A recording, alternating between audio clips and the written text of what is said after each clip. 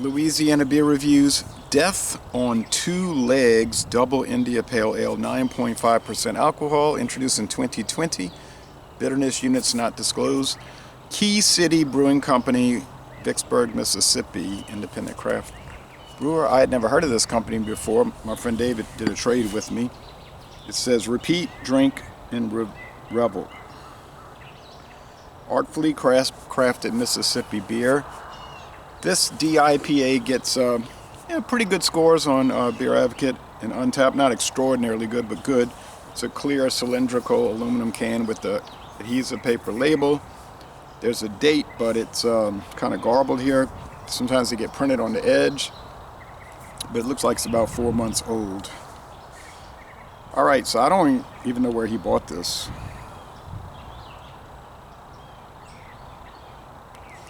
But anyway, so I have a Key City. I guess they called Vicksburg the Key City because it was a key to the Mississippi River during the War on the South, which started 1861,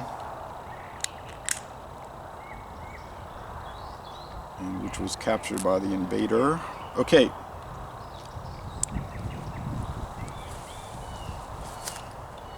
After a brutal assault, I might add. But anyway, including on the civilian population.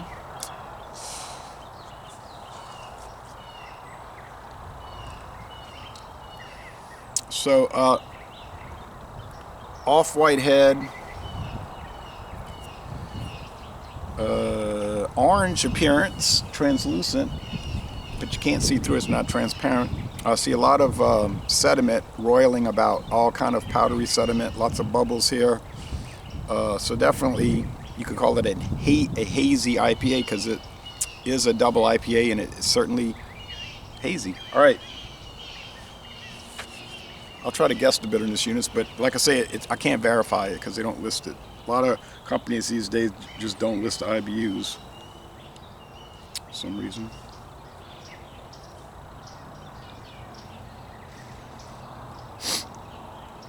Yeah, some fruitiness, like mango chutney type of thing, or orange peel marmalade, orange marmalade.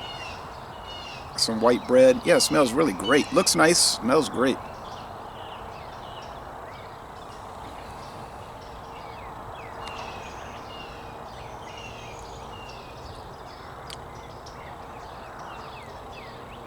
We did a duo review and I was very pleased with it, but after a while you do, like if I go to his house or he comes over here and we do like this beer, that beer, that beer, like 4 beers, and then whiskey, then like you can't, it's hard to remember. Not just because of the alcohol effects, although that does have an impact. Certainly, especially if you're doing imperial IPAs and imperial stouts. But it's just you're doing so many, it's kind of hard to keep track. But usually I can have a good memory if I was favorable or not. And like I was thinking about this Cranfather. It was years since we did the Cranfather, and I was thinking, I think I didn't like it too much, but it was years ago, and then I rewatched the video, and I was like, yep, I didn't like it too much. Okay, this one I love it.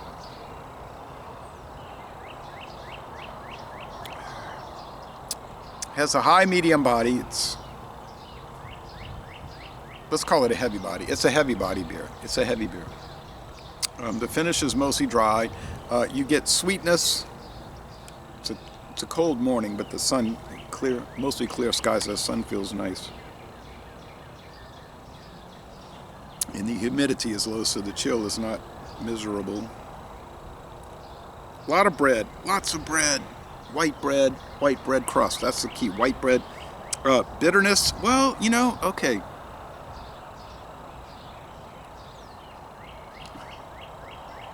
I say sweetness is 2 out of 5. Sugar cubes, so it's mostly dry. Look at that nice lacing. Wow. With the bitterness, I don't think it's too bitter. I'm thinking it's like 40 bitterness units, so it could be higher there. But yeah, I'm gonna say 3 out of 5. Hop cone soap. it's a very malty beer. It's much more bread oriented than hop oriented. So you say, I'm a hop head. I gotta have intense hops and high IBUs. I agree with that. I mean, I'm like that too. You know, whatever you want to drink that's what's good, right? The best beer is what you like the best, not what other people try to tell you what you like. But we all have preferences, and I do like the extremely hoppy ones and extremely bitter ones. And, you know, some are a little too harsh, you know, like it doesn't come across right, but the malty ones are fine. The fruity ones, well, I can sort of live without those. I don't really like fruit in general. I like preserves on a sandwich, like peanut butter and strawberry preserve sandwich. But just to eat fruit, I used to when I was young, but now it's like, I don't want it. Vegetables, I eat them all day, but fruit doesn't sit well with me. Not that it makes me sick or anything, I don't like it.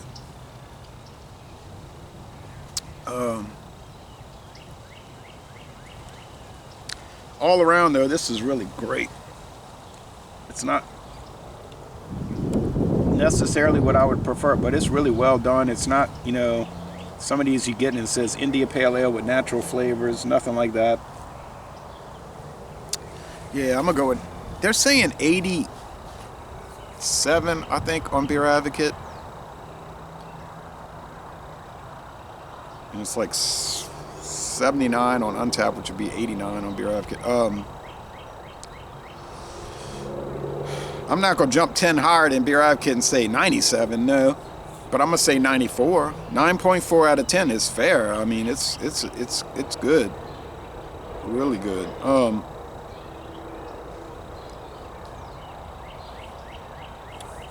I had somebody tell me, you're wrong. You know, Untappd doesn't do 70 out of 100. They do 3.5. Get it together. I'm like, yeah, I got it together. That's the same thing. A 3.5 and a 7 and a 70 is the same thing. And I rather work with even numbers. It's easier to divide them. Right? 10, half of 10 is 5, half of 100 is 50. But I can do it the other way. But anyway, yeah,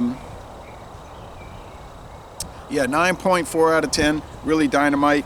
And I'm going to end this review by saying y'all go to Vicksburg. Now, I've been to Vicksburg and I visited the Vicksburg National Battlefield, which was fabulous. And I was fascinated by it as a child, and my parents were like all fascinated. And it was a great trip. So visit that. And I think it's free. I don't think there's any charge. And we have a national battlefield close to New Orleans, 4 miles downriver from New Orleans.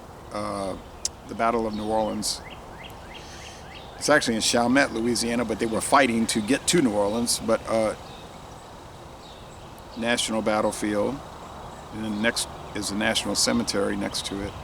And I think Vicksburg, definitely, yeah, they have a national cemetery. But go visit that and then go to Key City and visit the brewery and take a brewery tour.